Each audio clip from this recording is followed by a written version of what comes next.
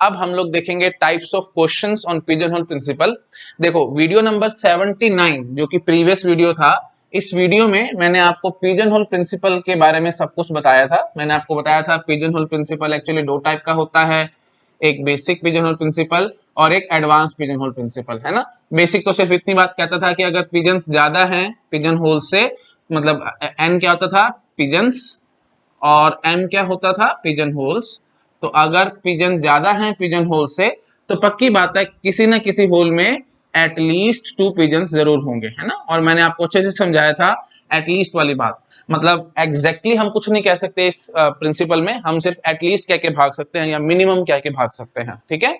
और हम ये भी नहीं बता सकते कि एग्जैक्टली किस होल में 2 या 2 से ज्यादा पिजन होंगे और एग्जैक्टली कौन से वो 2 पिजन्स होंगे जिनकी हम बात कर रहे हैं एंड सो ऑन। वो सब कुछ मैं आपको प्रीवियस वीडियो में क्लियर कर चुका हूं, यहाँ पे मैं बार बार चीजें एक्सप्लेन नहीं करूंगा, अदरवाइज वीडियो जबरदस्ती का लंबा हो जाएगा, ठीक है। अच्छा जी, तो बेसिक ने तो सिर्फ इतनी बात कही थी, बट एडवांस ने थोड़ी सी ज्यादा स्ट्रॉन्ग स्टेटमेंट दी थी आपको। इसने क्या कहा था कि एटलीस्ट 2 तो ठीक है, लेकिन हम थोड़ा सा और स्ट्रॉन्ग बात कह सकते हैं। हम क्या कह सकते हैं कि एटलीस्ट n अपॉन m का सीलिंग फंक्शन और n-1/m का फ्लोर फंक्शन प्लस 1, इतने पिजन जरूर होंगे किसी ना किसी होल में, ठीक है। अगेन वही बात है, एटलीस्ट एग्जैक्टली वाली बात तो एडवांस ने भी नहीं कही है। तो एटलीस्ट 2 कहना थोड़ा सा लूज हो जाएगा, यू कैन से ज्यादा स्ट्रॉन्ग नहीं है। ज्यादा स्ट्रॉन्ग बात क्या है कि n अपॉन m का सीलिंग फंक्शन या n-1/m का फ्लोर फंक्शन प्लस 1, ये दोनों चीजें एकदम बराबर थी। मैंने आपको हर चीज प्रीवियस वीडियो में प्रूव कर रखी है, ठीक है। ओके, तो ये सब चीजें मैं आपको ऑलरेडी बता चुका हूं।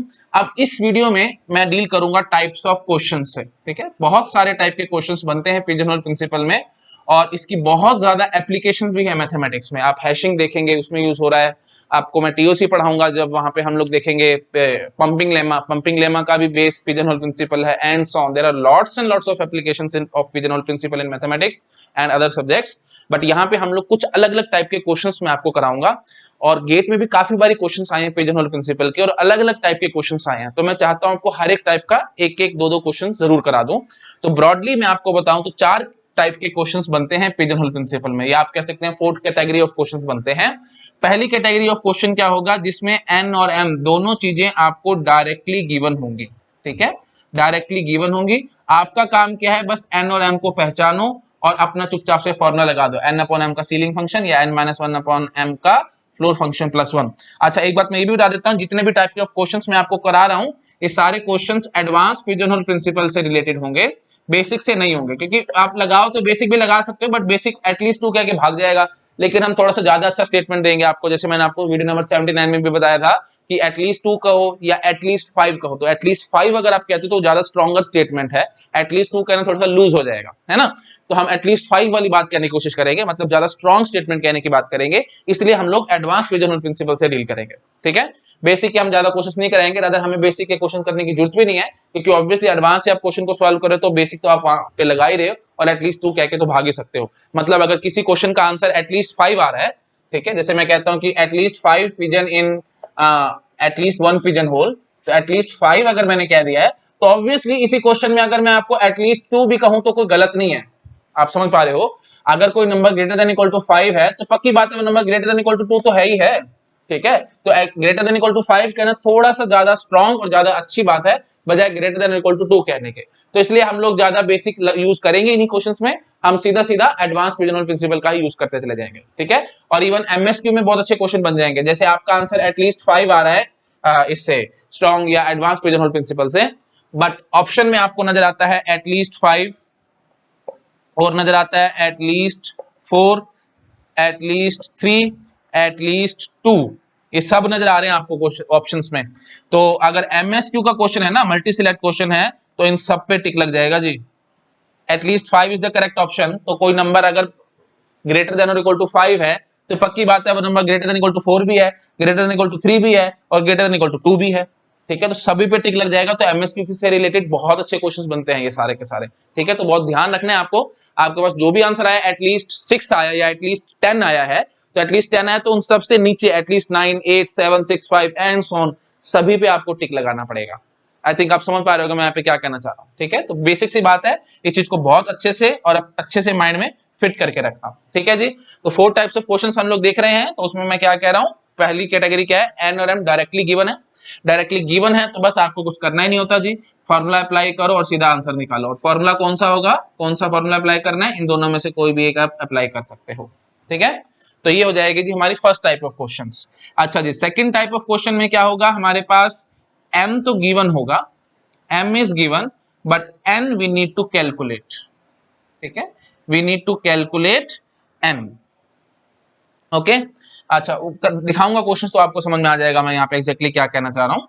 अच्छा जी, और थर्ड टाइप के क्वेश्चन, और हाँ, और ये बात समझ रहे हो ना, एम गिवन है और एन हम कैलकुलेट कर लेंगे, तो उसके बाद फिर आप अपना फॉर्मूला लगाएंगे, ठीक है, उसके बाद आप अपना फॉर्मूला लगा के आंसर निकाल सकते हैं, यही वाला फॉर्मूला, ठीक है। मतलब पहले कैटेगरी में तो एन और एम सीधा ही गिवन है, तो सीधा बस फॉर्मूला लगाना है, आपको कुछ करना ही नहीं है। दूसरी कैटेगरी में क्या, एम तो आपको गिवन होगा बट एन गिवन नहीं होगा, तो एन फिर आप कॉम्बिनेटोरियस के फॉर्मूले से लगा सकते हैं लोग, जैसे एन एनसीआर एन सोन एनपीआर कुछ कुछ करके, वो मैं आपको दिखाऊंगा क्वेश्चंस जब मैं करा रहा हूँ वहां पे डिटेल में आपको समझाऊंगा। मतलब मेन बात क्या है कि आप कॉम्बिनेटोरियस के रूल्स लगा के या काउंटिंग प्रॉब्लम्स लगा करके किसी भी तरीके से एन को कैलकुलेट करेंगे, बस आपका एन कैलकुलेट होगा, फिर तो कोई बात ही नहीं है, फिर आप सिंपली फॉर्मूला अप्लाई करके आंसर निकाल सकते हैं, ठीक है जी। थर्ड कैटेगरी क्या है कि एम को भी आपको कैलकुलेट करना पड़ेगा बाय कॉम्बिनेटोरिक्स काउंटिंग प्रॉब्लम्स, मतलब किसी न किसी तरीके से काउंटिंग करके आपको कैलकुलेट करना पड़ेगा, साथ साथ एन को भी आपको कैलकुलेट करना पड़ेगा, ठीक है। एम को भी कैलकुलेट करो और एन को भी कैलकुलेट करो, बस एक बार अगर वो उनको आपने कैलकुलेट कर लिया तो फिर तो फॉर्मूला लगा के सीधा आप आंसर निकालेंगे। क्वेश्चंस कराऊंगा तो वहां आपको डिटेल में समझ में आ जाएगा, ठीक है। बस मेन चीज क्या है कि आपको बस वो काउंटिंग रूल्स लगाने हैं, मतलब पीएनसी की हेल्प से, परम्यूटेशन कॉम्बिनेशन की हेल्प से आप इनको कैलकुलेट कर लेंगे, कैलकुलेट करने के बाद फॉर्मूला लगा के आंसर निकाल सकते हैं, ठीक है जी। ये है हमारी थर्ड कैटेगरी। और last category that is category number 4, इसमें क्या होगा, ये बड़ी खास है। इसमें क्या होगा ना, एन और एम ना आपको यू कैन से आइडेंटिफाई ही नहीं कर पाओगे अच्छे से, क्वेश्चन थोड़ा सा ट्विस्टेड होगा और आप इनमें एन और एम को आइडेंटिफाई ही नहीं कर पाओगे। तो फिर वे आउट क्या बचता है, इन टाइप के क्वेश्चंस को सॉल्व करने के लिए आप फॉर्मूला नहीं लगाएंगे, आप फिर वहां पे कॉमन सेंस की हेल्प से सॉल्व करेंगे। जब मैं क्वेश्चंस पे आऊंगा तो आपको डिटेल में समझा दूंगा, ठीक है। तो बेसिकली हमें 4 कैटेगरी के क्वेश्चंस पढ़ने हैं। पहली कैटेगरी में एन और एम डायरेक्टली गिवन होंगे, सीधा फॉर्मूला लगाओ आंसर निकालो, कोई भी दिक्कत नहीं है। सेकंड कैटेगरी में एम गिवन होगा लेकिन एन को हमें कैलकुलेट करना पड़ेगा, कैलकुलेट करने के बाद एम और एन दोनों चीजें आ गई तो फॉर्मूला लगाओ आंसर निकालो। थर्ड कैटेगरी में दोनों को ही, एम और एन दोनों को ही आपको कैलकुलेट करना पड़ जाएगा। और लास्ट कैटेगरी में एन और एम आप आइडेंटिफाई नहीं कर पाएंगे, तो फिर वही बात है, कॉमन सेंस से आपको क्वेश्चन सोल्व करना पड़ेगा, ठीक है, समझ रहे हो ना। वैसे मैंने नहीं बताया बट आप कॉमन सेंस से समझ पा रहे होगे एन क्या और एम क्या है। एन हमारे पास क्या है जी, एन है हमारे पास पिजन्स और एम क्या है जी, पिजन होल्स, ठीक है। आई थिंक ये तो बेसिक सी बात आपको पता होगी, प्रीवियस वीडियो तो आपको पहले देखना ही पड़ेगा, उसके बाद आप इस वीडियो को देखेंगे तो मीनिंगफुल लगेगा, नहीं तो वही बात है आप फंस जाएंगे, आपको क्वेश्चंस या you can say basic concepts clear नहीं होंगे। क्योंकि मैंने वीडियो नंबर 79 में इन दोनों बेसिक और एडवांस दोनों को आपको स्टेटमेंट भी समझाई थी और स्टेटमेंट के बाद आपको मैंने अच्छे से प्रूफ भी दिया था, ठीक है। तो प्लीज इस वीडियो को पहले देख लो, उसके बाद आप इन टाइप्स ऑफ क्वेश्चंस को देखेंगे तो समझ में आएगा, नहीं तो समझ नहीं आएगा। अच्छा जी, तो अब मैं इस बोर्ड को रब कर लेता हूं और पहली कैटेगरी की, जो कि मतलब जिसमें हम डायरेक्टली एन और एम गिवन होगा, बस आपको पहचान करनी है और सीधा फॉर्मूला लगा के आंसर निकालना है, तो उस कैटेगरी के क्वेश्चंस मैं आपको कराता हूं, ठीक है। ओके, मैं साइड में हो रहा हूं, आप प्लीज सब चीजों को नोट डाउन करो और पहली कैटेगरी का क्वेश्चन मैं लिखता हूं और फिर उसको एक्सप्लेन करता हूं, ठीक है। ओके, कैटेगरी 1 में अब हम लोग स्टार्ट कर रहे हैं, दैट इज एम और एन दोनों चीजें डायरेक्टली गिवन होंगी और हमें बस उनको पहचानना है और फॉर्मूला लगा के आंसर निकालना है। तो पहला क्वेश्चन देखो हम क्या कह रहे हैं, if 50 bicycles are coloured with 7 colours, ठीक है, बाइसिकल्स कितनी है 50 bicycles are coloured with 7 colours, then at least how many bicycles will have same colour, ठीक है। तो वही बात, पहली बात तो ये समझ लो, देखो एटलीस्ट गिवन है ना, मैंने आपको बताया था एटलीस्ट हाउ मेनी या मिनिमम हाउ मेनी, है ना। तो ये सब वही पिजनहोल प्रिंसिपल का यू कैन से कीवर्ड्स हैं। तो यहां से हम देखते समझ जाएंगे कि ये क्वेश्चन क्या है जी, पिजनहोल प्रिंसिपल का है, क्योंकि इसमें गिवन है एटलीस्ट हाउ मेनी, ठीक है। और वही बात बार बार मैं बोलता हूँ, एग्जैक्ट आंसर नहीं, हम मिनिमम आंसर कह के जा सकते हैं कि एटलीस्ट इतनी साइकिल्स तो होंगी जो कि सेम कलर से पेंटेड होंगे, ठीक है। कम से कम हम कह के भाग सकते हैं, एग्जैक्टली आंसर हम लोग नहीं कर सकते। अभी मैं आपको क्वेश्चन कराऊंगा तो थोड़ा सा और समझ में आ जाएगा। ओके जी, तो पिजनहोल प्रिंसिपल की हमें पहचान होगी क्योंकि यहाँ पे एटलीस्ट गिवन था। अच्छा, अब मेन काम आती है कि आपको एन पहचानना है और एम पहचानना है, ठीक है। तो एक चीज याद रखना, देखो N pigeons occupy M pigeon holes, हम वहां पे बोलते थे ना, तो एन पिजन्स हैं तो जो चीज सेम होगी ना, जो आपको लगेगी लगभग एक जैसी है, वो क्या होगा जी, एन, मतलब यू कैन से पिजन्स, ठीक है। पिजन्स लगभग एक जैसे होते हैं और जो होल्स होते हैं ना वो डिफरेंट होते हैं। जो डिफरेंट होते हैं वो क्या होंगे जी, पिजन होल्स। ठीक है, वो होंगे पिजन होल्स। तो यहाँ पे आप समझो, देखो 50 बाइसिकल्स हैं तो ऑब्वियसली 50 बाइसिकल्स एक जैसी होंगी, है ना। और 7 कलर्स से हम उनको पेंट करना चाहते हैं, तो कलर्स क्या हैं जी, कलर्स ऑब्वियसली डिफरेंट होंगे। 7 कलर्स आप मान सकते हो विबग्योर, ठीक है, वो जो रफली मैं मान रहा हूँ, जैसे ये जो रेनबो का कलर होता है ना, वही विबग्योर हमने वैसे ही मान लिया कुछ। ठीक है, ओके। तो ये सारे अलग अलग है ना, violet, indigo blue, green, yellow, orange, red. ठीक है, तो सब अलग अलग कलर्स हैं, तो आपको समझ में आ रहा होगा। ये जो डिफरेंट है वो पिजन होल है, मतलब यू कैन से जो कलर्स हैं 7 कलर्स वो हमारे पास पिजन होल्स हैं, और जो 50 बाइसिकल्स हैं जो सारी एक जैसी हैं वो 50 वो हमारा क्या हो जाएगी, पिजन्स। बस अब हमें ये दो चीज पहचान हो चुकी है। अब एक सेकंड में फॉर्मूला लगा के हम आंसर निकाल सकते थे। हाँ जी, फार्मूला क्या है जी, n अपॉन m का सीलिंग फंक्शन, ये आप ले सकते थे n माइनस 1/m का फ्लोर फंक्शन प्लस 1। अगर आपको याद आ रहा हो, वीडियो नंबर 79 में मैंने आपको अच्छे से समझाया था ये वाला फॉर्मूला आपको कब यूज करना होता है, जब हम लोग रिवर्स क्वेश्चंस कर रहे होंगे। तो रिवर्स क्वेश्चन में अभी आपको कराऊंगा, वहां पे इस फॉर्मूले का ज्यादातर यूज करूंगा। बट वही बात है, यहाँ पे भी यूज कर सकता हूँ क्योंकि तो सीधा सीधा क्वेश्चन है, रिवर्स क्वेश्चन ही है, उल्टा नहीं है, यहाँ पे एकदम सीधा क्वेश्चन है। तो उसमें हम लोग इसका यूज कर सकते हैं, बट वही बात है, मैथमेटिक्स कैलकुलेशन थोड़ी सी ज्यादा लगेंगे और कुछ नहीं। बट इससे हम बहुत जल्दी और सीधा सीधा आंसर निकाल के दिखा सकते हैं। तो जब भी क्वेश्चन सीधा होगा उसमें हम लोग ये सीलिंग फंक्शन और फॉर्मूला लगाएंगे, और जब क्वेश्चन उल्टा गिवन होगा, मतलब यू कैन से ये चीज हमें, चलो मैं अभी ज्यादा नहीं बोलता, उल्टा क्वेश्चन जब कराऊंगा तो वहां बोल दूंगा, जब उल्टे तरह से क्वेश्चन आएंगे उस केस में हम लोग ये फॉर्मूला यूज करेंगे। ठीक है, मैं आपको वैसे ऑलरेडी बता चुका हूँ। हाँ जी, तो अब सीधा सीधा क्वेश्चन है तो हम इसे सॉल्व कर सकते थे। n की वैल्यू क्या है जी 50, और m की वैल्यू क्या है जी 7, ceiling function, this is my final answer. तो फाइनली आंसर क्या आएगा जी 8, 7 पॉइंट समथिंग आएगा। तो सीलिंग फंक्शन हम लोग ले रहे हैं तो आंसर इज 8। तो हम क्या कहेंगे, कम से कम 8 बाइसिकल्स होंगी जो कि सेम कलर से कलर्ड होगी। ठीक है, ओके। तो एक बात मैं आपको और बताता हूं, कई की बारी आपको पहचानने में दिक्कत आ सकती है कि डिफरेंट क्या है जी। मैंने आपको अभी बता दिया कि डिफरेंट पिजन होल्स होते हैं और सेम क्या होते हैं, जो पिजन्स होते हैं। बट कई की बारी आप कीवर्ड से भी पहचान सकते हैं। यहाँ पे देखो कीवर्ड क्या गिवन है, सेम। तो जब भी सेम नजर आएगा आपको तो आप समझ लेना ये पिजन होल है। ठीक है, मतलब इन द सेंस सेम के आगे जो लिखा हुआ होगा दैट इज पिजन होल, मैं ऐसे लिखता हूँ। ठीक है जी, सेम नजर आ गया ना, सेम के आगे जो भी सेम के आगे होगा वो क्या होगा जी, पिजन होल होगा। क्योंकि आपको स्टेटमेंट याद आ रही होगी, if we have n pigeons and m pigeon hole and n is greater than m then at least n upon m का सीलिंग फंक्शन या n minus 1/m का floor function plus 1 pigeons in same pigeon hole। याद आ रहा होगा, statement मैंने आपको दी थी video number 79 में। तो सेम पिजन होल में बोलता था ना, तो यहाँ पे जो भी सेम के आगे होगा वो पिजन होल होगा, आप सीधा याद कर सकते हो। तो ऑब्वियसली पिजन होल पहचान में आ गया, तो दूसरी चीज क्या होगी, पिजन्स होंगे। तो कलर्स हमारे पास पिजन होल है, तो दूसरी चीज क्या है जी, बाइसिकल। तो बाइसिकल क्या हो जाएंगे, पिजन्स हो जाएंगे। ठीक है, तो बस आप ऐसे याद रख सकते हैं, जो भी सेम के आगे गिवन होगा अहेड, जो भी सेम के अहेड, जो भी नेक्स्ट वर्ड होगा सेम के आगे, वो हमारे पास क्या होगा जी, पिजन होल। ठीक है, तो डायरेक्टली आप क्वेश्चन से अटेम्प्ट कर सकते हैं। तो इस टाइप के कैटेगरी में कोई दिक्कत नहीं होती जब एन और एम डायरेक्टली गिवन होते हैं। मेन क्रक्स या जो मेन बात होती है, आपको बस एक बार ये पकड़ में आ जाए एन क्या है और एम क्या है। अगर आप एन और एम पकड़ गए, फॉर्मूला लगाना है, सीधा आंसर निकालना है, 1% की भी दिक्कत नहीं है। ठीक है, आई थिंक आपको समझ में आ रहा होगा। चलो ठीक है, मैं आप साइड में हो रहा हूँ, आप इस क्वेश्चन को नोट डाउन करो, फिर मैं नेक्स्ट क्वेश्चन आपको सॉल्व कराता हूँ। ठीक है, ओके। एक बात और मेरे मन में आ रही है, मैं आपको थोड़ा सा कॉमन सेंस से प्रूव करता हूं कि आंसर 8 एग्जैक्टली कैसे आया है। ठीक है, क्योंकि मैंने आपको बोला ना कि एटलीस्ट 8 बाइसिकल्स, तो हमने जो क्वेश्चन किया है उसका आंसर क्या निकला है कि at least 8 bicycles will have same colour, है ना। और हम ये बात गारंटी के साथ कह सकते हैं कि कम से कम 8 का सेम कलर जरूर होगा। एग्जैक्टली कितनों का होगा वो चीज मैं नहीं बता सकता, मैं आपको बार बार बता रहा हूँ, पिजन होल प्रिंसिपल एग्जैक्टली कुछ आंसर नहीं कर सकता, ये एटलीस्ट या मिनिमम इस टाइप के क्वेश्चंस का आंसर कर सकता है। ठीक है, और मैं आपको कॉमन सेंस से प्रूव करने की कोशिश करता हूं कि ये यू कैन से कि एटलीस्ट 8 बाइसिकल्स का कलर सेम कलर कैसे होगा। ठीक है, देखो बहुत सिंपल सी बात है, विबग्योर जैसे हमने ये लिया था, इसमें हम लोग पुट कर लेते हैं साइकिल नंबर 1 2 3 4 5 6 7। जैसे मैंने आपको वीडियो नंबर 79 जो प्रीवियस वीडियो था वहां पे मैंने वैसे आपको सब कुछ अच्छे से प्रूव किया हुआ है, but still for the sake of revision मैं आपको करा रहा हूँ, क्योंकि क्वेश्चन आया तो क्वेश्चन के हिसाब से मैं आपको छोटा सा प्रूफ देता हूँ कॉमन सेंस से। ठीक है, तो हम क्या करेंगे, देखो हम ये चाहेंगे कि हर एक साइकिल को हम अलग अलग कलर दे सके।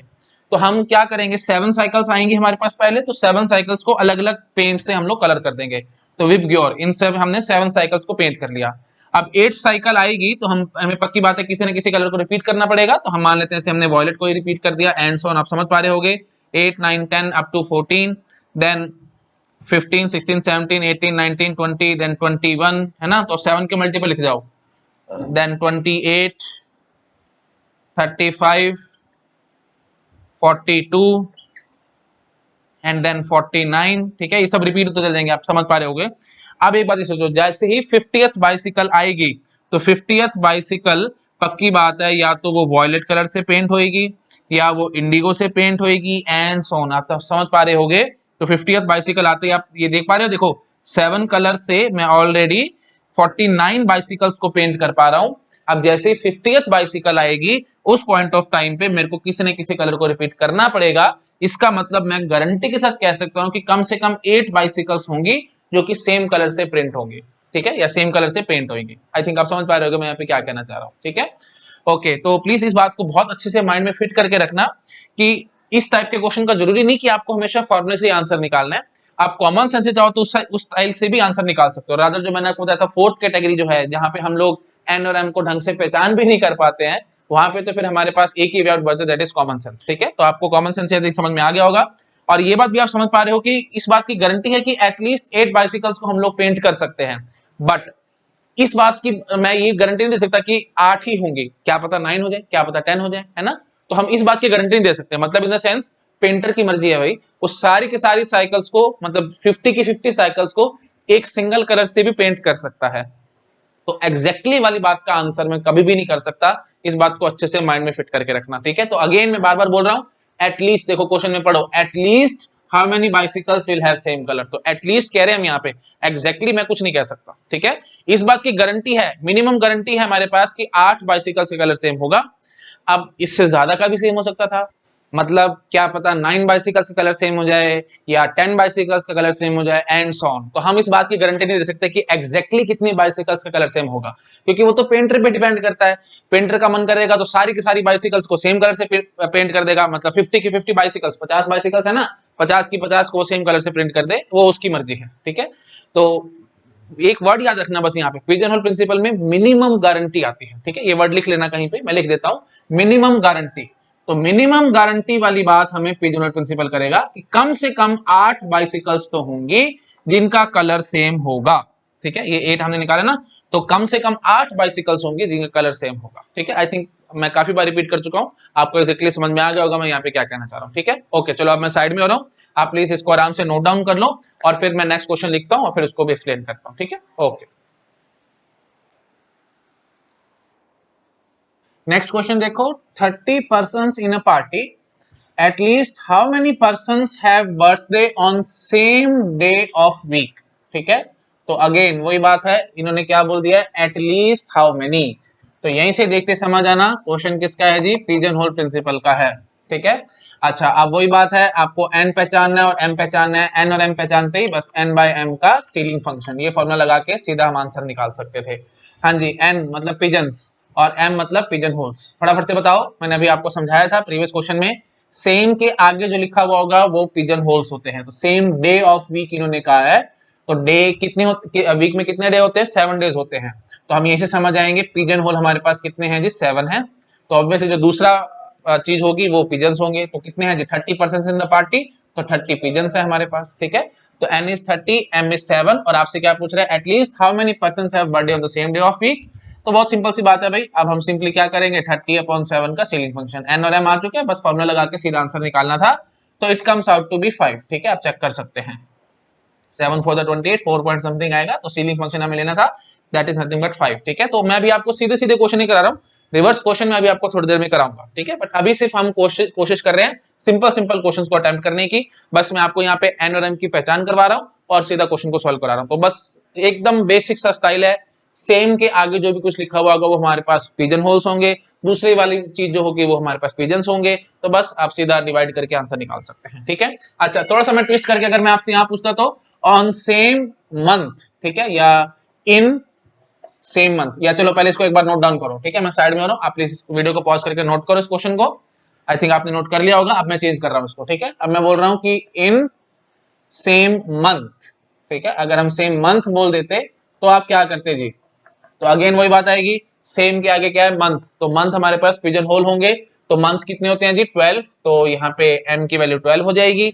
और वही बात है दूसरी चीज जो मतलब पर्सन्स, ये हमारे पिजन्स होंगे, तो 30 हमारे पास पिजन्स हैं और 12 पिजन होल हैं, तो एटलीस्ट कितने पिजन बैठेंगे एक होल में, तो वही 30/12 का सीलिंग फंक्शन, तो ये कितना निकल के आएगा जी 3, तो this is my final answer. ठीक है, तो अगेन वही बात मैं बार बार बोल रहा हूँ, पता नहीं मैं क्यों बोलता जा रहा हूँ, बट स्टिल मैं आपको बार बार समझा रहा हूँ, एटलीस्ट मिनिमम गारंटी है कि 3 पर्सन का सेम मंथ में बर्थडे होगा।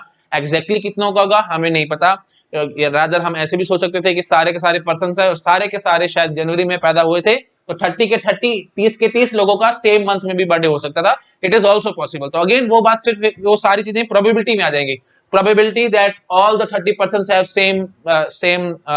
Same month birthday, probability that 15 of them have same month birthday and so on, तो वो सब चीजें ना प्रोबेबिलिटी में आएंगी, मैं वो सब चीजें प्रोबेबिलिटी में डील कराऊंगा। अभी सिर्फ मैं मिनिमम गारंटी देके भागूंगा कि कम से कम 3 लोगों का बर्थडे सेम मंथ में जरूर होगा। ऐसे जो मैंने अभी आपको प्रीवियस क्वेश्चन कराया था ये ऑन सेम वीक वाली बात, तो यहाँ पे हमने 7 भरा था ना, कि चलो एक बार पहले इसको नोट डाउन करो भाई, मैं चीजों को रब नहीं करूंगा ऐसे, इसको आप आराम से नोट डाउन करो। ठीक है, आई थिंक नोट डाउन कर लिया होगा आपने। हाँ जी, जो वीक वाला क्वेश्चन था तो उसमें हमने 30/7 का सीलिंग फंक्शन लिया था, तो हमारे पास आंसर 5 आया था, है ना। तो हम यहाँ पे क्या कहेंगे कि एटलीस्ट 5 पर्सन का बर्थडे सेम डे पे आया होगा। एग्जैक्टली कितनों का आया होगा मुझे नहीं पता, ठीक, मैं बार बार बोल रहा हूँ, बट चीजें बहुत इंपॉर्टेंट है, प्लीज इसको अच्छे से माइंड में फिट करके रखना। ठीक है, ओके चलो ठीक है जी, नेक्स्ट क्वेश्चन, अब मैं हट रहा हूँ यहाँ पे साइड में हो रहा हूँ, इसको नोट डाउन करो, नेक्स्ट क्वेश्चन में लिखता हूँ फिर उसको एक्सप्लेन करता हूँ। ठीक है, ओके नेक्स्ट क्वेश्चन देखो, मिनिमम हाउ मेनी बाइसिकल्स, तो पहले तो यही देख लो भाई, minimum how many, minimum how many देखते ही आप क्या बोलेंगे, ये पिजन होल प्रिंसिपल का क्वेश्चन है। Minimum how many bicycles must be coloured with 7 colours so as to guarantee minimum of 4 cycles have same colour.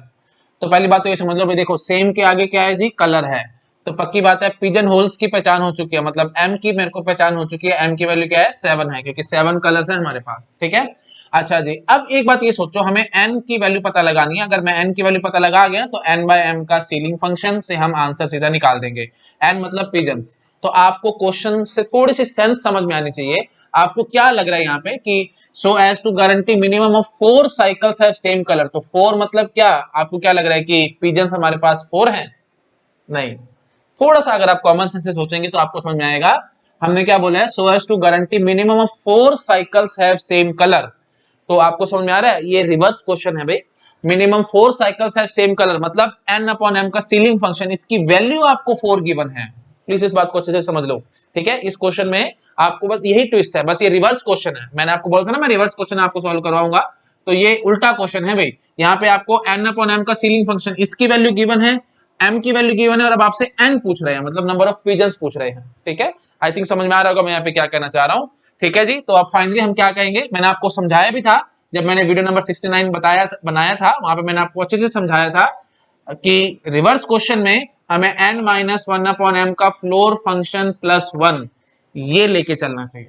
ठीक है, इससे आप आंसर निकाल सकते हैं, बट वही बात है इसमें थोड़ी सी कंफ्यूजन आ सकती है, आपको प्रॉब्लम आ सकती है चीजों को करने में। बेटर वे क्या है जी, रिवर्स क्वेश्चन के लिए इस फॉर्मूले का आप डायरेक्टली यूज करो। तो अब देखो सीधी सी बात, n-1 बाय m का फ्लोर फंक्शन प्लस 1, इसकी वैल्यू मुझे क्या गिवन है जी 4 साइकिल्स। ठीक है, समझ में आ रहा है ना, गारंटी मिनिमम ऑफ 4 साइकिल्स है सेम कलर, तो सेंस निकालो आप यहाँ से, n-1 बाय m का फ्लोर फंक्शन प्लस 1, ये वैल्यू आपको 4 गिवन है, m की वैल्यू मेरे पास ऑलरेडी गिवन है, m क्या है जी 7 है, तो लो n-1 बाय 7 का floor function plus 1 that is equal to 4। अगर आपको याद आ रहा हो, मैंने वीडियो नंबर 69 में आपको अच्छे से समझाया था, मिनिमम वैल्यू हमें चाहिए, देखो इसने बोले ना मिनिमम हाउ मेनी बाइसिकल्स, है ना, तो मिनिमम इन्होंने पूछा है, तो हम इस फ्लोर फंक्शन को उड़ा देते थे, और मैं आपको समझाता था ना मिनिमम कब आएगा, जब n-1 is divisible by m। ये सब चीजें ऑलरेडी मैं आपको वीडियो नंबर 69 में समझा चुका हूँ, जहाँ मैंने पिजन होल प्रिंसिपल का बेसिक इंट्रोडक्शन दिया था और सारा डिटेल आपको समझाया था पिजन होल प्रिंसिपल एग्जैक्टली क्या है और इससे हम क्या क्या कर सकते हैं एंड सो ऑन। उस वीडियो में मैंने अच्छे से सब कुछ समझा रखा है आपको, प्लीज मेरा वो वीडियो देख लो, आपको चीजें क्लियर हो जाएंगी। ठीक है जी, तो मैंने यहाँ सिर्फ सिंपली फ्लोर फंक्शन उड़ा दिया है, अब बस मेरे को इसको सॉल्व करके आंसर निकालना है। हाँ जी, तो n-1 by 7 that is equal to 3, तो n-1 that is equal to 21, तो n की वैल्यू क्या आ गई जी 22। ठीक है, तो हम क्या कहेंगे, मिनिमम हाउ मेनी बाइसिकल्स, तो मिनिमम 22 बाइसिकल्स आर रिक्वायर्ड, कम से कम हमें बाइसाइकल्स चाहिए जिसको हम लोग 7 कलर से कलर करेंगे, सच दैट हम इस बात की गारंटी करेंगे कि मिनिमम 4 साइकिल्स का कलर सेम होगा। आई थिंक आपको समझ आ रहा होगा मैं क्या कहना चाह रहा हूँ। देखो भाई सीधी सी बात है, इन्होंने क्या कहा, देखो एक वर्ड इन्होंने ना बड़ा अच्छा यूज किया, गारंटी। ठीक है, अगर ये वर्ड गारंटी नहीं बोलेंगे तो आपको लगेगा कि ठीक है जी मिनिमम 4 साइकिल्स है सेम कलर, तो 4 ही साइकिल ले लो, पेंटर की मर्जी होगी 4 साइकिल ले लो, चारों की चारों साइकिल को सेम कलर से पेंट कर देगा। बट इन्होंने कहा है कि गारंटी के साथ में बात कह सको, तो मतलब वर्स्ट केस की बात करेंगे हम लोग। वर्स्ट केस की बात करने का मतलब समझ पा रहे हो, 7 कलर्स है तो वही विबग्योर मान लो, VIBGYOR विबग्योर। ठीक है, हाँ जी, तो 1 2 3 4 5 6 7 साइकिल्स को हम लोग विबग्योर से पेंट कर लेंगे। 7 के बाद देन 8 9 10 11 समझ पा रहे होगे 14 तक, देन 14 17 21, हाँ जी, तो 21 बाइसिकल्स यहाँ तक आ जाएंगी 22। अब जैसे ही 22 साइकिल आएगी तो हम क्या कहेंगे कि वो सेम कलर से, मतलब 4 साइकिल्स सेम कलर से जरूर पेंट होंगे, है ना। ठीक है ना, तो 21 साइकिल्स की हम बात कर पा रहे हैं, मतलब 3 साइकिल्स एक एक कलर से होती चली जाएंगी। 21 साइकिल्स होंगी तो हम इतना कम कर लेंगे, लेकिन जैसे ही 22 साइकिल हमारे पास आएगी तो पक्की बात है 4 साइकिल्स फिर सेम कलर से प्रिंट होने की कोशिश करेंगे। आई थिंक आप समझ पा रहे हो मैं यहाँ पे क्या कहना चाह रहा हूँ। कॉमन सेंस से हम इस क्वेश्चन को सॉल्व कर पा रहे हैं। तो मिनिमम वैल्यू चाहिए थी, देखो इन्होंने मिनिमम का है, मैक्सिमम नहीं का। मैक्सिमम तो आप जितनी मर्जी लेके चले जाओ, ठीक है, इससे कोई हमारा आंसर नहीं निकलेगा। इन्होंने मिनिमम इसलिए पूछा है प्रॉपरली, तो 22 इज द आंसर। तो प्लीज ये बात ध्यान रखना, गारंटी वर्ड था तभी मेरे को ये सब काम करना पड़ रहा है। अगर गारंटी वर्ड हम ना भी यूज करते और सो एज टू मतलब गारंटी वर्ड ना होता या कुछ और टाइप का क्वेश्चन होता तो हम सिंपली बोल सकते थे कि 4 बाइसिकल ले लो, आपका काम हो जाएगा, है ना। क्योंकि इन्होंने क्या कहा है कि 4 बाइसिकल कलर सेम होना चाहिए, तो पेंटर की मर्जी होगी 4 साइकिल ले और 4 साइकिल को वो सेम कलर से पेंट कर देगा, आपका काम खत्म हो जाएगा। तो क्वेश्चन बनता ही नहीं है। ठीक है, तो इन्होंने वर्ड गारंटी यूज किया था। तो फिर मैं बोलूंगा कि वर्स्ट केस की मैं बात करूंगा कि वो पेंटर जितना हो सकेगा अलग अलग पेंट्स को यूज करने की कोशिश करेगा। तो पहली साइकिल वो वॉयलेट से पेंट करेगा, सेकंड साइकिल वो इंडिगो से पेंट करेगा, थर्ड साइकिल वो ब्लू से पेंट करेगा, एंड सो ऑन। तो ज्यादा से ज्यादा वो अलग अलग कलर्स का यूज करने की कोशिश करेगा, मतलब हर साइकिल पे वो नया कलर लगाने की कोशिश करेगा। तो अगर हर साइकिल पे वो नया कलर लगाने की कोशिश करेगा तो 7 साइकिल्स तक तो वो नए नए कलर से काम चला लेगा, लेकिन जैसे 8th साइकिल आएगी तो किसी न किसी कलर को रिपीट करेगा, एंड सो ऑन। इसे मैं ऑलरेडी काफी बार रिपीट कर चुका हूं, मेरे को I think bar bar repeat नहीं करना चाहिए। तो आई थिंक समझ में आ गया होगा सब लोगों को कि 22 इज माय फाइनल आंसर। ठीक है, ओके, चलो ठीक है, मैं साइड में हो रहा हूं, इसको नोट डाउन करो। ये रिवर्स क्वेश्चन था, अच्छा क्वेश्चन था, इसको अच्छे से माइंड में फिट करके रखना। एक क्वेश्चन मैं आपको और कराता हूं, रिवर्स क्वेश्चन ही, उससे थोड़ा और आइडिया हो जाएगा। ठीक है, ओके। नेक्स्ट क्वेश्चन देखो, minimum of how many cards must be picked from deck of 52 cards so as to guarantee that at least 3 cards are of same suit।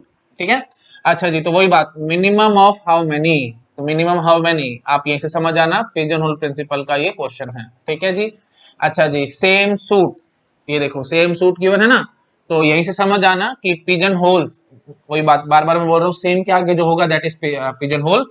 हाँ जी, तो पिजन होल्स क्या है जी, सूट हैं। तो कितने सूट्स होते हैं आपको पता होगा, 4 सूट होते हैं। अगर आपको नहीं पता तो मैं फटाफट बता देता हूं। देखो प्लेइंग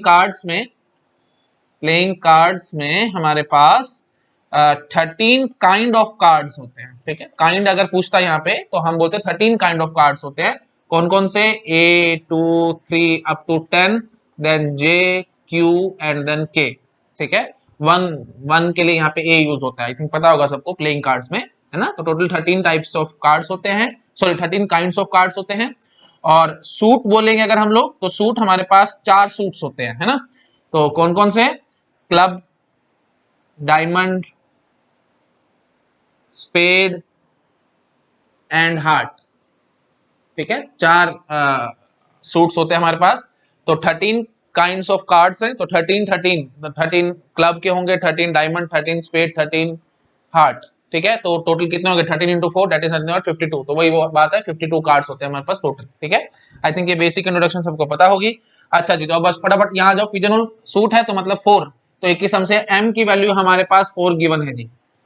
ठीक है जी, अच्छा अब इन्होंने क्या किया, guarantee that at least 3 cards are of same suit. तो वही बात, सेंस आपको निकालनी पड़ेगी, ये पिजन्स नहीं है भाई, ये वही रिवर्स क्वेश्चन है। n-1 by m का फ्लोर फंक्शन प्लस 1, इसकी वैल्यू आपको 3 गिवन है। ठीक है, तो मैं लिख देता हूँ, n-1 by m का floor function plus 1 that is equal to 3, ये चीज हमें गिवन है। ठीक है, अब वही बात है, आपको क्या पूछ रहे थे, minimum how many cards must be picked. तो आप समझ लेना यहाँ पे पिजन्स क्या है भी, कार्ड्स जो हमें पिक करने हैं। ठीक है, तो वही बात है, हमें n की वैल्यू बस निकाल के दिखानी है आपको, कुछ नहीं है यहाँ पे।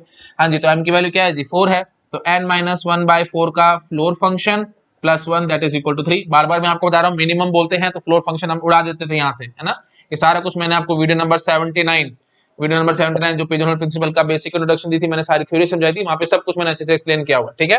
ओके जी, तो फाइनली अब यहाँ से क्या निकालोगे जी, n-1/4, n-1/4 इसकी वैल्यू क्या आ जाएगी जी 2, तो n की वैल्यू आप समझ रहे होगे 9, ठीक है जी। तो 9 कार्ड्स हमें पिक करने पड़ेंगे कम से come from the deck of 52 cards, और 9 कार्ड्स जब हम पिक कर लेंगे तो इस बात की गारंटी आएगी कि कम से कम 3 कार्ड सेम सूट के जरूर होंगे। आप कॉमन सेंस से सोचिए, देखो भाई अगर आपको ये चीज देखनी है तो आप कॉमन सेंस से देख सकते हैं, रादर यहाँ पे फॉर्मूला लगा के मैंने आंसर निकाला है, बट वही बात है, मैं सजेशन ये दूंगा कि फॉर्मूले से आंसर निकालो, क्योंकि इससे आंसर कभी गलत नहीं आएगा, एकदम एग्जैक्ट आंसर आएगा। कॉमन सेंस से करोगे तो कई बार मिस्टेक भी हो सकती है, बट स्टिल मैं आपको कॉमन सेंस से इसको सॉल्व करा के दिखाता हूँ। देखो भाई 4 सूट्स है ना आपके पास, देखो हार्ट, डायमंड, क्लब, स्पेड, ठीक है जी। तो आपने आप वर्स्ट केस मान के चलो, उल्टे से उल्टा मान के चलो। देखो बेस्ट केस क्या हो सकता था कि 3 कार्ड्स है ना सेम सूट के, तो आप 3 ही कार्ड पिक करो, 3 कार्ड पिक करे, शायद तीनों के तीनों ही आपके सेम सूट के निकले, that is also possible. But वही बात है, इन्होंने वही बात गारंटी वर्ड यूज किया हुआ है ना, तो हमें वर्स्ट केस मान के चलना पड़ेगा। तो मैंने कार्ड नंबर 1 2 3 4 देन 5 6 7 8, ठीक है। तो पहला कार्ड हार्ट का निकला होगा, एज्यूम कर रहा हूं, ठीक है। सेकंड कार्ड डायमंड का निकला होगा, third you can say club का, और फोर्थ स्पेड का, एंड सो ऑन। तो इस टाइप से हम लोग 8 कार्ड्स को अरेंज कर सकते हैं। अच्छा जी, अब देखो जैसे ही मैं 9th कार्ड पिक करूंगा तो 9th कार्ड या तो हार्ट का निकलेगा, या डायमंड का, या क्लब का, या स्पेड का। तो पक्की बात है 3 कार्ड हमारे पास सेम सूट के जरूर आएंगे अगर हमने 9 कार्ड पिक किए तो। आई थिंक आप समझ पा रहे हो मैं क्या कहना चाह रहा हूँ, काफी बार मैं चीजों को रिपीट कर चुका हूँ, बेसिक सी बात है। तो final answer will be what 9। तो इनफैक्ट ये पता है गेट में क्वेश्चन आया था। अच्छा एक बात और यहाँ पे समझ लो भाई, 52 कार्ड्स दिया ना इन्होंने, तो आपको लगेगा 52 का भी करने का यूज होगा, 52 हमारे पास पिजन्स हैं, एक्चुअली ऐसा कुछ नहीं है भाई, 52 पिजन्स नहीं है। कोई बात है, आपको कॉमन सेंस से देखना पड़ेगा क्वेश्चन में, चीजों को पहचान आपको करनी पड़ेगी, इसका कोई वे आउट नहीं है कि मैं ये वे आउट दूं और आपके पास आंसर आ जाएगा। आपको कॉमन सेंस सोचना पड़ेगा। सेम सूट, मैंने सेम वाली बात तो आपको हमेशा समझाई है, सेम के आगे जो होगा that is pigeon hole. Pigeons यहाँ पे हमें गिवन नहीं है, guarantee that at least 3 cards, at least 3 card से आपको समझ में आना चाहिए था कि n-1/m+1 का फ्लोर फंक्शन, ये सब चीजें आपको 3 गिवन है, ठीक है। आई थिंक आप समझ रहे होगे, रिवर्स क्वेश्चन था, बहुत अच्छा क्वेश्चन था, प्लीज इसको अच्छे से माइंड में फिट करके रखना। इस टाइप के क्वेश्चन काफी बारी गेट में पुट हो रखे हैं, ठीक है। आई थिंक समझ में आ गया होगा सबको मैं यहाँ पे क्या कहना चाह रहा हूँ। अच्छा थोड़ा सा मैं इसको चेंज कर देता हूँ ताकि आप और आंसर अच्छे से कर सकें। जैसे यहाँ पे मैंने आपको बोला था ना 3 कार्ड्स ऑफ सेम सूट, अगर मैं यहाँ पे बोल देता कि सेम काइंड, तो आप क्या आंसर करते जी, सेम काइंड। अगर सेम काइंड मैंने बोल दिया तो आप समझ लेते हैं सेम के आगे क्या है जी, काइंड है। तो पिजन होल क्या हो जाएंगे जी, सेम काइंड वाली बात हो जाएगी। काइंड मतलब 13 काइंड के कार्ड्स है हमारे पास, मैंने अभी आपको बताया है। तो m की वैल्यू क्या हो जाती है जी 13, ठीक है जी, m 13 हो जाती है।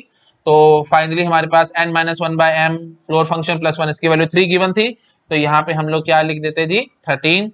तो फाइनली हाँ जी, तो ये 13 आ जाता, तो ये कितना निकल के आता 27, ठीक है। तो फाइनली हम 27 कहते हैं कि अगर हमें सेम काइंड चाहिए होता तो हम क्या कहते हैं, हमें 27 कार्ड्स पिक करने पड़ेंगे। देखो 27 कॉमन सेंस से आप सोच सकते थे, आपने पहले 13 कार्ड्स पिक किए होंगे तो सारे के सारे अलग अलग निकल आए, फिर नेक्स्ट 13 कार्ड्स आपने पिक किए, फिर वो भी सारे अलग अलग निकल आए, मतलब इन द सेंस 13 पहले, उसके बाद फिर 13, 26 कार्ड्स यूज हो चुके हैं ना। अब जैसे आप 27th कार्ड पिक करोगे तो पक्की बात है 3 कार्ड सेम काइंड के जरूर होंगे। आई थिंक आप इमेजिनेशन से कर पा रहे होगे, नहीं कर पा रहे तो यहाँ पे आप वैल्यू पुट कर सकते हो। देखो 1 2 3 4 up to dot dot dot 13 cards यहाँ तक हो जाएंगे, उसके बाद फिर 14 15 dot dot dot up to 26। आप जैसे ही 27th कार्ड पिक करोगे तो वो सेम काइंड का जरूर निकलेगा। आई थिंक आप समझ पा रहे हो मैं यहाँ पे क्या कहना चाह रहा हूँ। चलो ठीक है, दैट्स इट। मैं साइड में रहा हूँ, वीडियो को पॉज करो, फटाफट से नोट डाउन करो, फिर मैं नेक्स्ट क्वेश्चन सॉल्व कराता हूँ, ठीक है। ओके,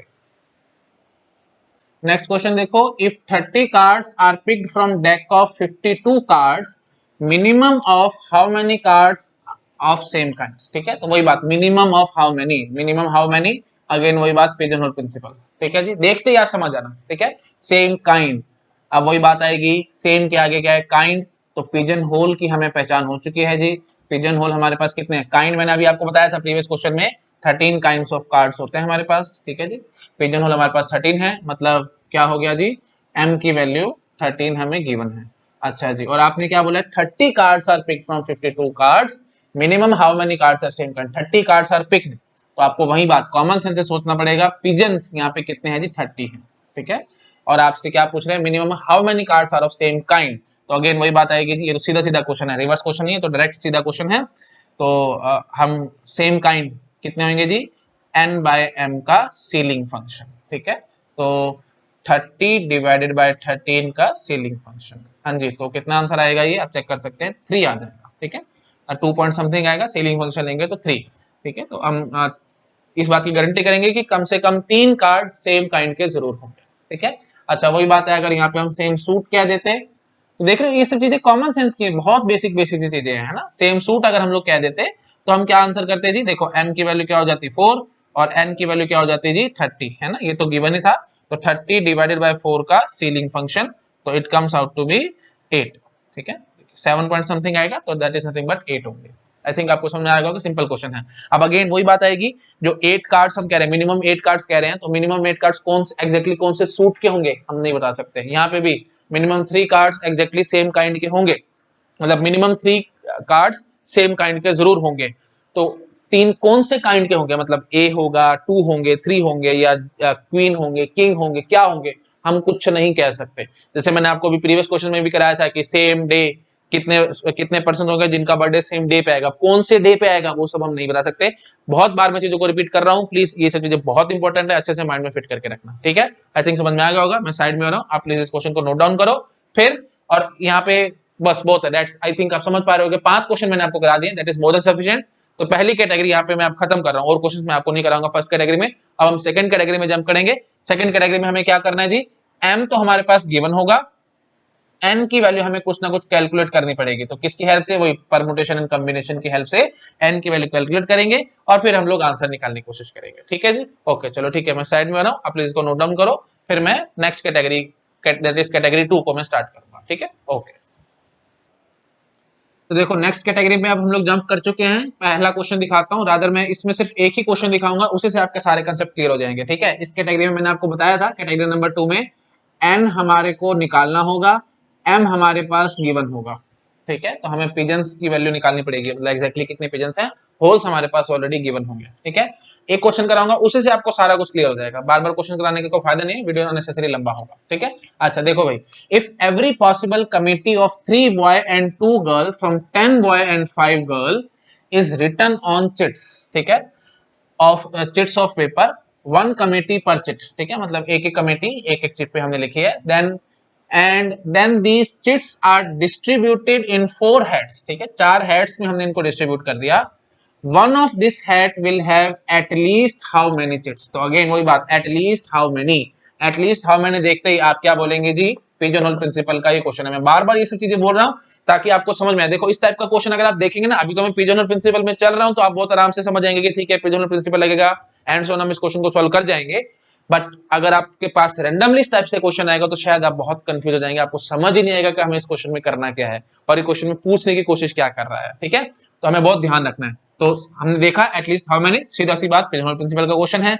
अच्छा जी अब देखो, if every possible committee of 3 boy and 2 girl from 10 boy and 5 girl is written on chits, तो पहली बात तो ये देखो कितनी कमिटीज बनेंगी ऐसी। देखो जी 3 बॉय पिक, 10 बॉयज हैं, 10 में से 3 बॉयज पिक करने हैं, 10C3।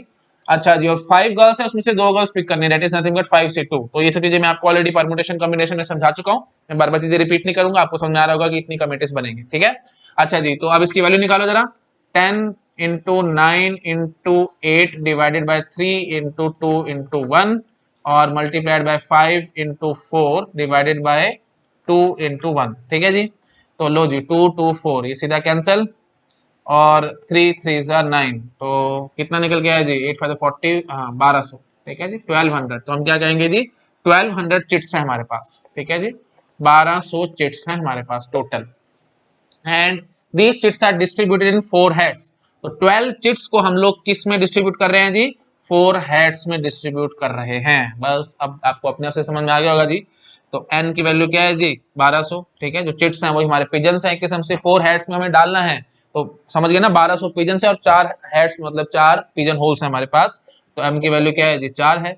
अच्छा जी, अब आपसे क्या पूछ रहा है, one of this head will have at least how many chits, तो आप समझ रहे हो वन ऑफ दिस हेड मतलब समझ गए ना, एटलीस्ट वन हेड, ठीक है, at least one head will have how many, will have at least how many chits, ठीक है। तो at least one head will have at least how many chits, तो आप समझ रहे होगे वही बात है एक किस्म से, वही मतलब हमें बस हमें क्या निकाल के बताना है आपको, वही n/m का सीलिंग फंक्शन की वैल्यू, ठीक है जी। हाँ जी, तो कम से कम एक हेड में कितनी चिट्स होंगी, ठीक है जी। तो n/m कितना आएगा, ये 1200/4 का ceiling function, it comes out to be 300। तो मतलब इस बात की गारंटी है कि कम से कम एक हेड में कम से कम 300 चिट्स तो जरूर होंगे, ठीक है, वही बात है ना, वन ऑफ दिस हैट या एटलीस्ट वन हैट, आप समझ पा रहे होगे, एक ही बात है। वन ऑफ दिस हैट मतलब किसी न किसी हैट में कम से कम 300 चिट तो जरूर होंगे। आप समझ पा रहे हो ना, 1200 चिट्स हैं तो हम 4 चिट्स में, सॉरी 4 हैट्स में उसको डिस्ट्रीब्यूट कर रहे हैं, तो बहुत सारी डिस्ट्रीब्यूशंस निकलेंगी। जितने भी डिस्ट्रीब्यूशन निकलेंगी, हर एक डिस्ट्रीब्यूशन में इस बात की गारंटी होगी किसी ना किसी हैट में कम से कम 300 चिट्स तो जरूर होंगे। ठीक है, आई थिंक आप समझ पा रहे हो, मैं बहुत बार रिपीट कर चुका हूं। आप अगर नई चीजें समझ में आती हैं तो प्लीज वही बात बेसिक्स क्लियर करो भाई। वीडियो नंबर 79 देखो पिजन होल प्रिंसिपल का, उसमें मैंने सारी बातें बेसिक एक्सप्लेन कर रखी है। बार बार चीजों को मैं एक्सप्लेन करूंगा तो वीडियो बहुत ज्यादा अननेसेसरी लंबा होगा। ठीक है, तो दैट्स इट, कैटेगरी नंबर 2 हमारी कंप्लीट है। मैं साइड में आप इन सब चीजों को नोट डाउन करो, उसके बाद मैं कैटेगरी 3 स्टार्ट करूंगा। ठीक है, ओके ठीक। कैटेगरी 3 देखो, अब कैटेगरी 3 में मैंने आपको क्या बताया था, एन भी हमें नहीं पता होगा और एम भी नहीं पता होगा, मतलब दोनों चीजों को हमें कैलकुलेट करना पड़ेगा। ना तो पिजन्स पता, ना ही हमें पिजन्स होल्स पता। देखो अब इस क्वेश्चन देखो तो समझ में आएगा। If pair of distinct numbers, ठीक है ध्यान रखना, distinct numbers are chosen from this set, इस सेट में 10 एलिमेंट्स है, 1 2 3 up to 10, then at least how many pairs have same sum. ठीक है जी, अब अगेन प्लीज ये बात ध्यान रखना, एट लीस्ट हाउ मेनी, जैसे ही आपको क्वेश्चन में एट लीस्ट हाउ मेनी नजर आएगा, आपको चुपचाप से बोलना है ये क्वेश्चन किसका है जी, पिजन होल प्रिंसिपल का है। ठीक है जी, अच्छा जी, अब वही बात, पिजन पहचानने और पिजन होल पहचानने, हमारा काम फिर लगभग खत्म हो जाएगा। हाँ जी, तो देखो सेम के आगे मैं आपको हमेशा बताता हूँ क्या होता है जी, पिजन होल। तो पिजन होल क्या है जी, सम है। पिजन होल्स क्या है जी, सम है।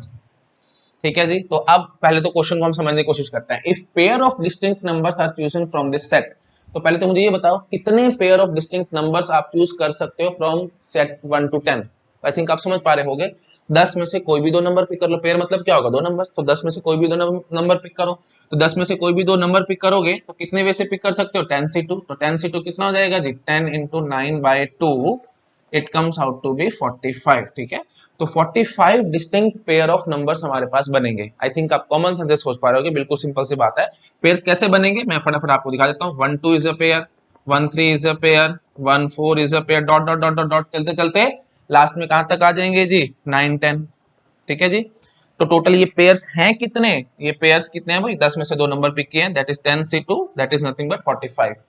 अब ये 45 डिस्टिंक्ट पेयर्स हैं। अब आगे क्या कह रहे हैं, if pair of distinct number are chosen from this set then at least how many pairs have same sum।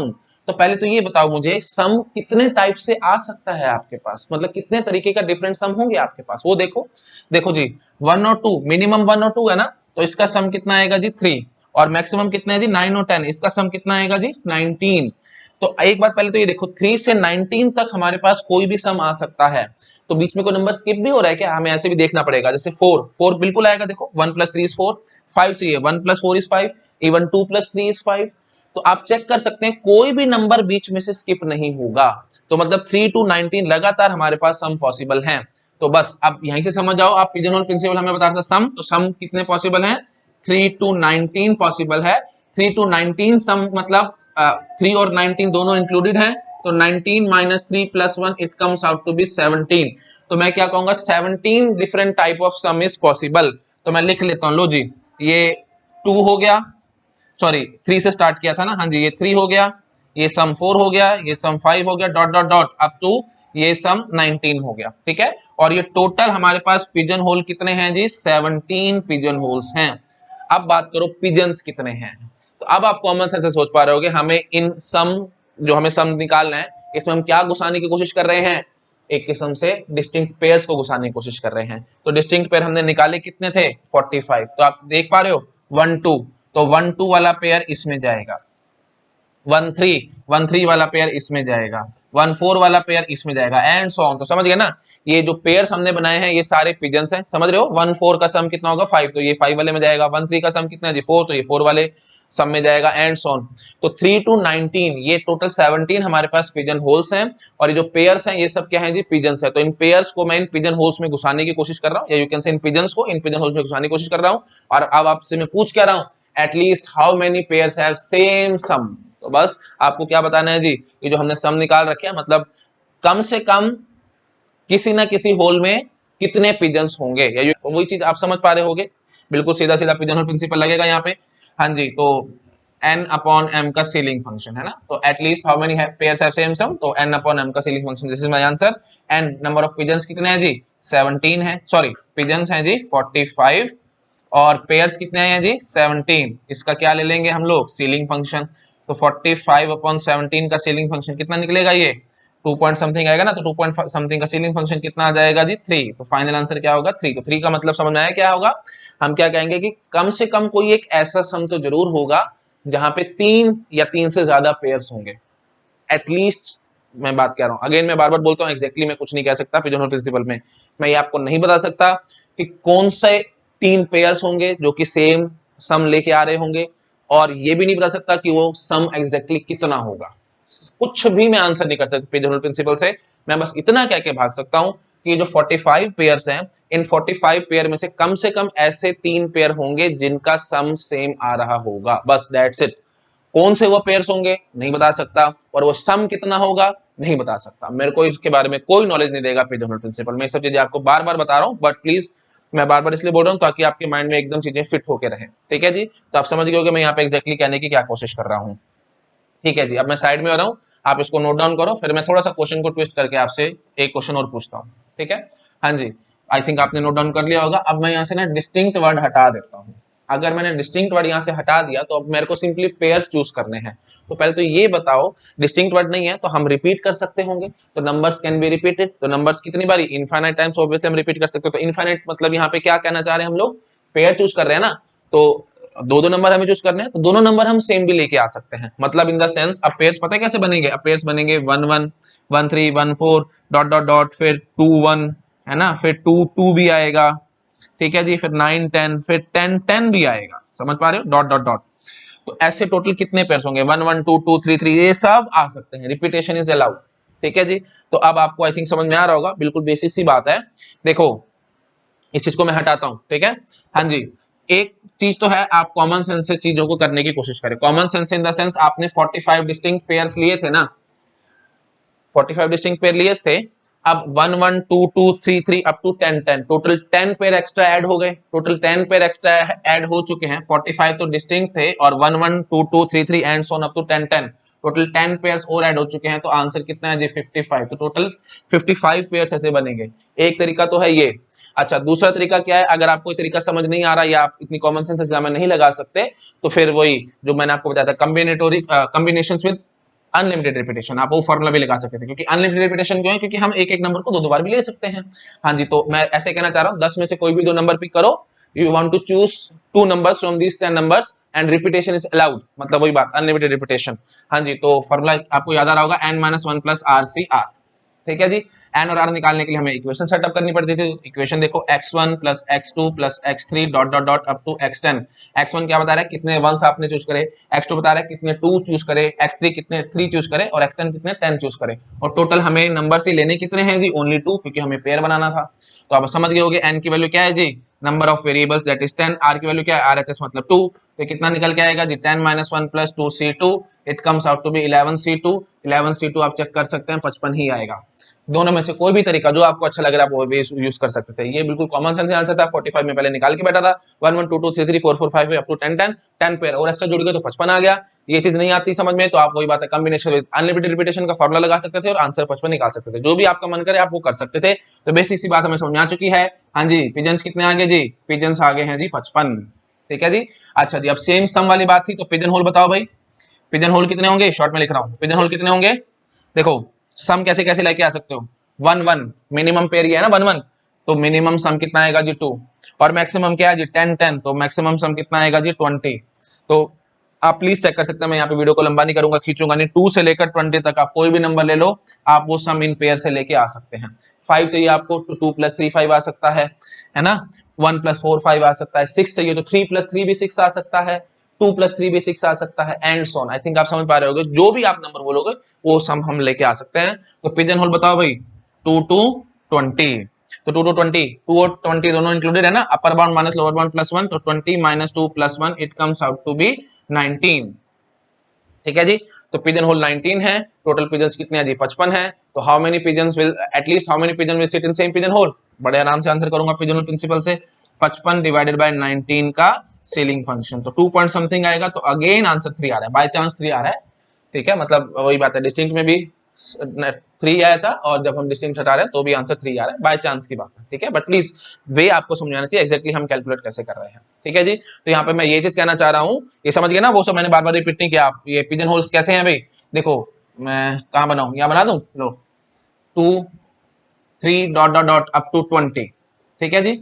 अब इन पेयर्स को मैं यहाँ घुसाऊंगा, 1 1 पेयर कहाँ जाएगा जी, क्योंकि 1 और 1 सम 2 होते तो यहाँ जाएगा, 1 3 कहाँ जाएगा जी, 4 में जाएगा, है ना।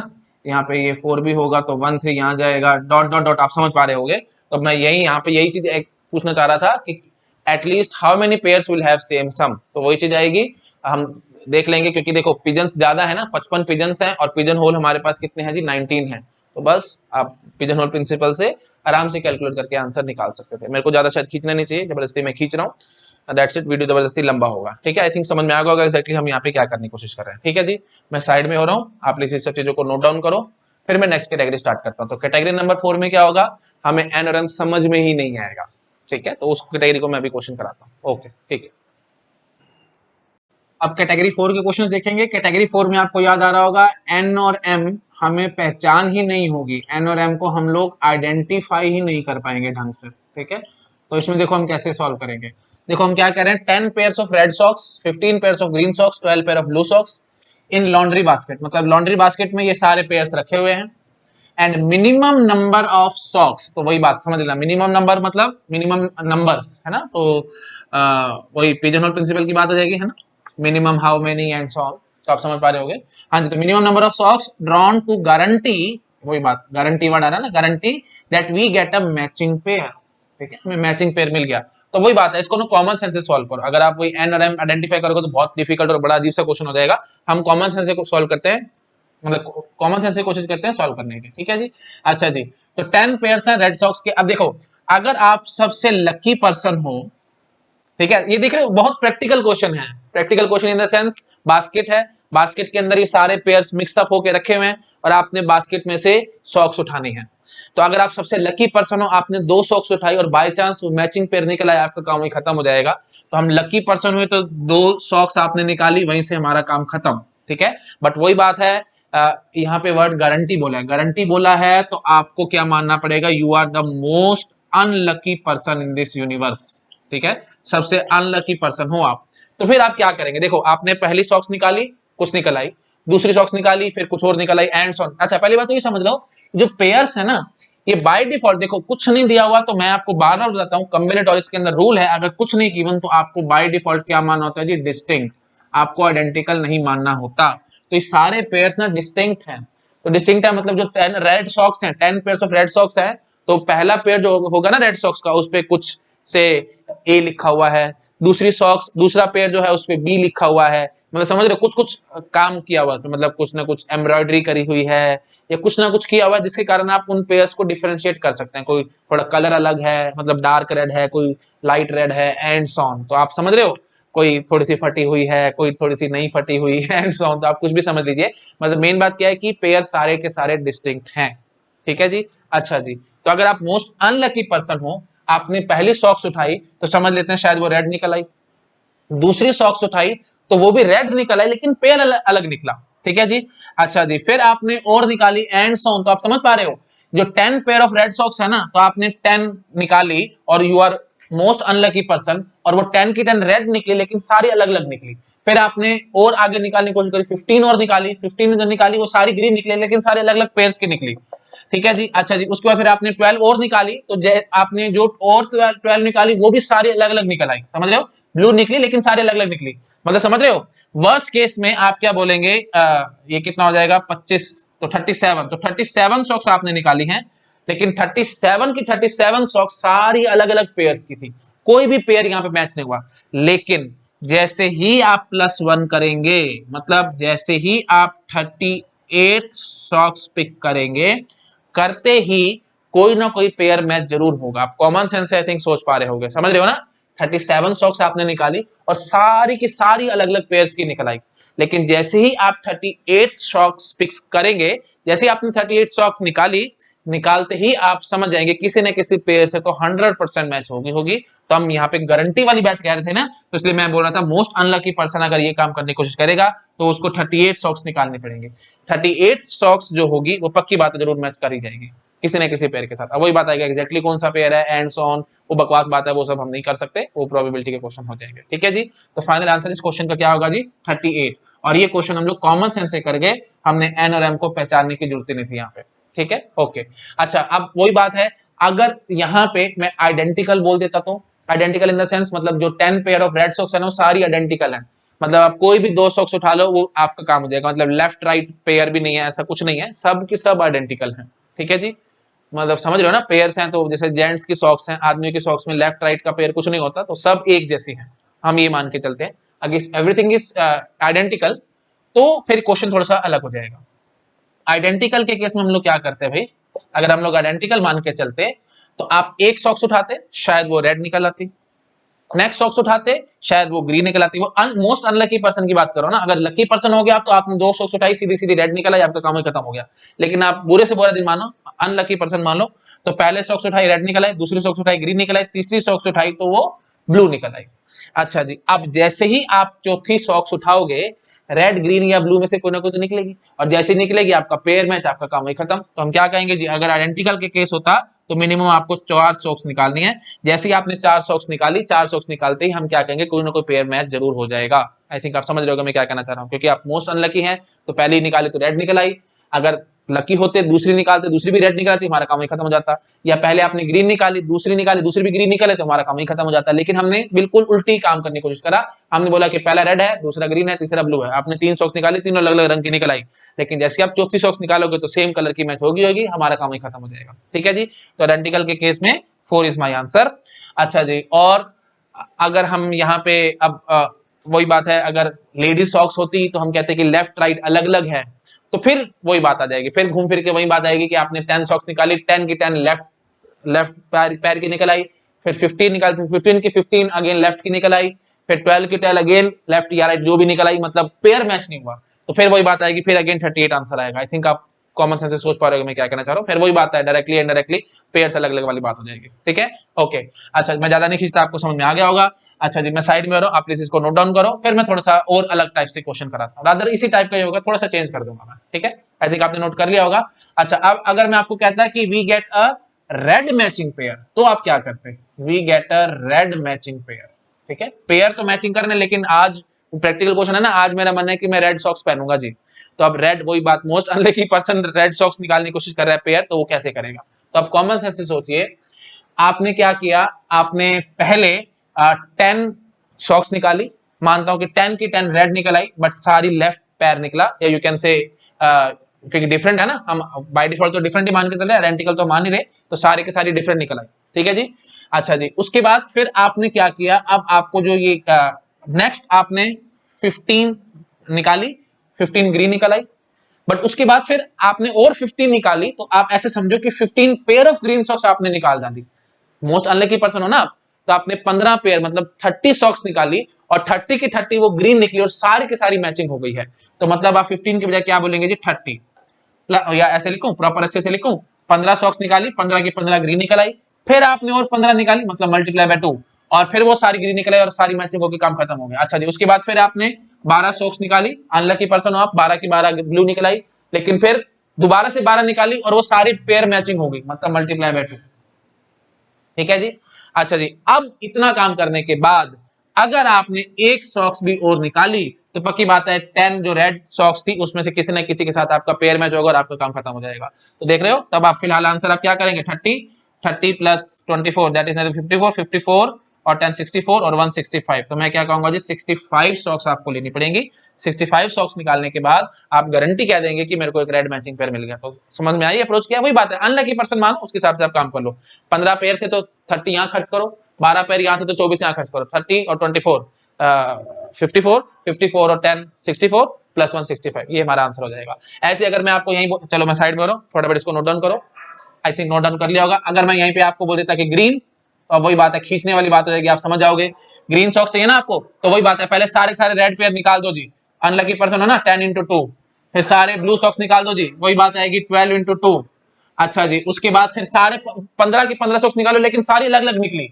अच्छा जी, अब आपने +1 किया तो आपका काम खत्म हो जाएगा। तो आप समझ गए होगे आप लोग, 20 + 24 44 44 54 59 और 160 है ना। तो आई थिंक समझ गए होगे 60। तो 60 सॉक्स निकालना, प्लीज आप ऐड करके आंसर निकाल लेना। अगर कैलकुलेशन मिस्टेक है तो सॉरी फॉर दैट, आप प्लीज चेक कर लेना। आई थिंक 60 आंसर आएगा। तो 60 सॉक्स अगर आपने निकाले तो गारंटी हो जाएगी कि आपको एक ग्रीन पेयर मैचिंग मिल गया। आई थिंक आप समझ गए होगे मैं क्या क्या कह रहा हूँ। ठीक है, डेट्स इट। तो यहाँ पे हमारा पिजनहोल प्रिंसिपल के अलग अलग टाइप के क्वेश्चन भी खत्म हो चुके हैं। तो यहाँ पे हमारी जो 9 कैटेगरी ऑफ प्रॉब्लम्स थी परम्यूटेशन कॉम्बिनेशन की, दैट इज काउंटिंग प्रॉब्लम, वो हमारी कंप्लीट है। अब नेक्स्ट वीडियो से मैं नेक्स्ट चैप्टर स्टार्ट करूंगा, दैट इज समेशन। ठीक है, समेशन में हम लोग बायनोमियल समेशन स्टार्ट करेंगे। ठीक है, ओके चलो ठीक है, thank you so much. Her type का क्वेश्चन मैंने वैसे आपको पिजनहोल प्रिंसिपल में कंप्लीट करा दिया है। आप प्लीज चेक कर सकते हैं, कोई भी गेट का क्वेश्चन आपका नहीं छूटेगा। रादर जब मैं गेट के क्वेश्चन सोल्व कराऊंगा तो वहां पे आपको हर एक टाइप का जो भी प्रीवियस ईयर क्वेश्चन है वो भी सारे सोल्व करा दूंगा।